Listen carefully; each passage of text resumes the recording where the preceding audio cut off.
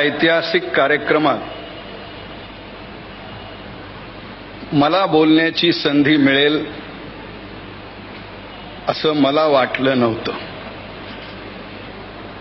नाहीतर मंचावर जी मंडळी बसली आहेत त्यात मी बोलण्याच्या काय बसण्याच्याही पात्र नाही. अटलजी आहेत, 6 वर्ष हिंदुस्थानचे पंतप्रधान होते, भारत सम्राट आहेत. बाळासाहेब आहेत, साऱ्या हिंदूंच्या हृदयाला अशी त्यांनी गवसणी घातली आहे की हिंदू हृदय सम्राट आहेत. जॉर्ज आहेत, कितीही पदं त्यांनी भूषवली असली तरी त्यांच्या मागे एकच शब्द लागतो म्हणजे तो बंद सम्राट आहेत. आजकाल त्यांनी मुंबई बंद केलं नसलं तरी पार्लमेंट बंद करत असल्यामुळं बंद सम्राट हा शब्द त्यांच्याबरोबर आजही लागू आहे. शरदरावांच्या रूपाने जाणते राजे इथे आहेत म्हणजे अजून एक सम्राट आहेत. बाबासाहेब पुरंदरेंच्या रूपाने शब्द सम्राट आहेत. इतक्या सम्राटात कुणीतरी सम्राज्ञी असली पाहिजे म्हणून स्वरसम्राज्ञी असलेल्या लताजी सुद्धा इथं बसलेल्या आहेत. आणि त्या कोपऱ्यात राज आणि या कोपऱ्यात उद्धव असे 2 छोटे सम्राट आहेत. आता एवढ्या डझनभर सम्राटामध्ये कुणीतरी भाट असला पाहिजे म्हणून बहुधा मला इथं बोलावून पहिल्यांदाच भाषणाची संधी दिलेली आहे असं दिसतं. बाळासाहेबांचं हे जे चित्रचरित्र आहे हे या मंचावर बसलेल्या फक्त 3 लोकांनीच पाहिलंय. एक राज, कारण तोच याचा मालक आहे. दुसरे अटलजी आहेत, कारण प्रकाशक आहेत, कारण बा आपण काय प्रकाशित करतो हे आधी पाहिलं पाहिजे म्हणून त्यांनी मागितलं. तिसरा मी आहे, कारण आता राजभवनात मी अटलजीला घ्यायला गेलो त्यावेळी ते पुस्तक तिथं पडलं होतं आणि म्हणून मी ते चोरून पाहिलं. आणि ते पाहिल्यानंतर मी एवढं सांगू शकतो की बाळासाहेबांची भीष्म प्रतिज्ञा होती, मी आत्मचरित्र लिहिणार नाही. आता पुष्कळ लोक भीष्म प्रतिज्ञा करतात, पण भीष्मानंतर आपली प्रतिज्ञा पाळणारा जर एक माणूस कोणी असेल तर ते बाळासाहेब ठाकरे. त्यांनी ती प्रतिज्ञा पाळली. परंतु राज त्यांचाच पुतण्या, त्यांनी त्या प्रतिज्ञेला बगल दिली. महाभारतात अशा पुष्कळ बगला आहेत पण तेवढा वेळ माझ्याजवळ नाही आहे. आणि अशी बगल दिली की त्यांनी सांगितलं की हे लिहायचं थोडंच आहे, हे बघायचं आहे. पण आपल्या सगळ्यांना माहित आहे, विशेषतः पत्रकारांना माहित आहे की एका चित्राचा परिणाम हा एका अग्रलेखापेक्षा किंवा हजारो शब्दांच्या लेखापेक्षा मोठा असतो. आणि म्हणून कोणीतरी पत्रकारांनी ज्यावेळी लिहिलं की 1000 रुपयाचं पुस्तक, हा आपला मराठी स्वभाव, मी राजला म्हटलं की ह्या पुस्तकाची किंमत 1000 रुपये तू इतकी कमी ठेवली आहे. आणि म्हणून मी एवढंच सांगू शकतो की राज जे करतो ते नेत्रदीपक असतं. आणि म्हणून सर्वप्रथम मी राज ठाकरेंचे हार्दिक अभिनंदन करतो की बाळासाहेबांचं एक अविस्मरणीय असं चित्रचरित्र त्यांनी तयार केलं. आणि मी आपल्याला ग्वाही देऊ शकतो, ह्या पुस्तक विक्रीचं कमिशन मला नाही, पण मी आपल्याला ग्वाही देऊ शकतो की हे जर पुस्तक हातात घेतलं तर तासोन तास आपल्याला चालत बसता येईल अशा पुस्तकाची ही ताकद आहे. बाळासाहेबांच्या लग्नपत्रिकेपासून ते त्यांच्या विचारापर्यंत प्रत्येक गोष्ट इतक्या सुंदरपणे मांडले. आणि म्हणून मी म्हटलं की खरं तर बाळासाहेबांनी चरित्र, आत्मचरित्र लिहावं अशी आमची इच्छा आहे.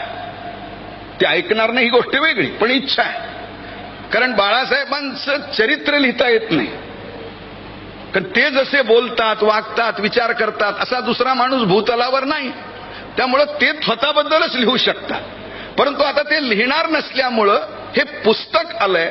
आणि या पुस्तकाचं वर्णन करायचं तर मी एवढंच म्हणेन की जर बाळासाहेबांनी कधी आत्मचरित्र लिहिलं असतं तर त्यांच्या भाषेनुसार ते सूर्यासारखं दाहक झालं असतं. पण बाळासाहेबांच्या सूर्याची दाहकता चंद्राच्या शीतलतेत बदलण्याची ताकद ह्या चित्रचरित्रात राज ठाकरे यांनी करून दाखवलेली आहे.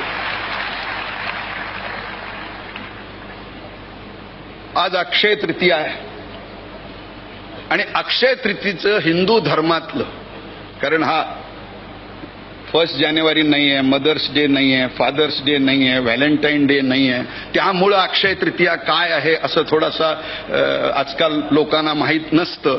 म्हणून अक्षय तृतीयेचं महत्व हे आहे की अक्षय तृतीयेला जर आपण एखाद्या देवतेचं पूजन केलं तर ते पूजन हे अतिशय पवित्र आणि अक्षय राहतं, अशी त्याची संकल्पना आहे. आणि या पुस्तकाच्या रूपाने मला वाटतं राजने आपल्या देवतेचं अक्षय पूजन करण्याचा विक्रम या क्षणी केलाय.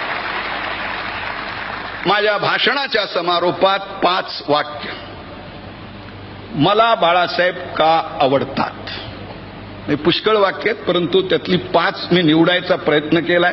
राज इतकं निवडण्याचं माझं कौशल्य नाही.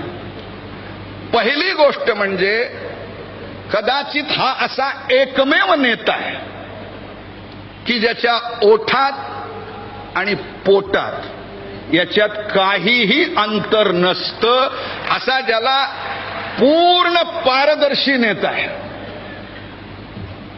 दुसरा गुण मला आवडतो. हिंदुस्तान सोडा हो आपला, जगाच्या इतिहासात मी असं बोललोच नव्हतो असं खुलासा न करणारा जर एकमात्र नेता असेल तर त्याचं नाव बाळासाहेब ठाकरे आहे. आयुष्यात त्यांनी मी असं बोललोच नव्हतो असं कधी म्हटलंच नाही. कारण ते बोलण्याआधी वा नंतर नाही, बोलतानाच विचार करत असतात आणि त्याच्यानंतर ते त्याची चिंता करत नाहीत.